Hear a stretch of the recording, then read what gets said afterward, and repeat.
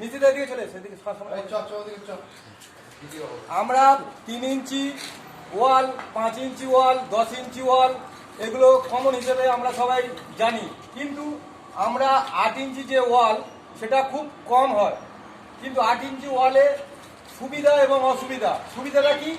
8 ইঞ্চি ওয়াল দুদিকে ফেস ওয়াল পাওয়া যায় এবং এর একটা ইট 5 ইঞ্চি শুয়ে দেওয়া হয়, একটা 3 ইঞ্চি দাঁড় করিয়ে দেওয়া হয়, দিয়ে মাঝখানে একটু মশলার পরিমাণ বেশি খায়, কিন্তু মজবুত বেশি হয় ওয়ালে। পরবর্তী স্টেজে কি হয় সুবিধা?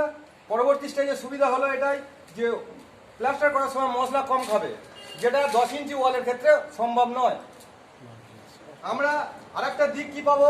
আরেকটা দিক যেটা পাবো 5 ইঞ্চি 10 ইঞ্চি হয়ে যেটা 8 ইঞ্চি হচ্ছে, কিন্তু 8 ইঞ্চি হয় না, মাঝখানে মশলা খাওয়ার জন্য 8 ইঞ্চি প্লাস 9 ইঞ্চির কাছে চলে যায়।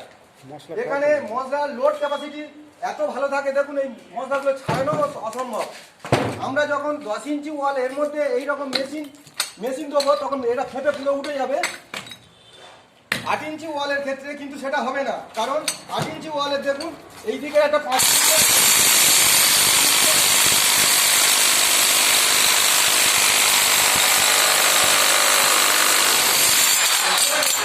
দুটো পার্ট, যেমন এই পার্টটাকে ছাড়ানো হবে, আমার পানি হবে এদিকে ছাড়ানোর পরে এইবার ছেড়ে,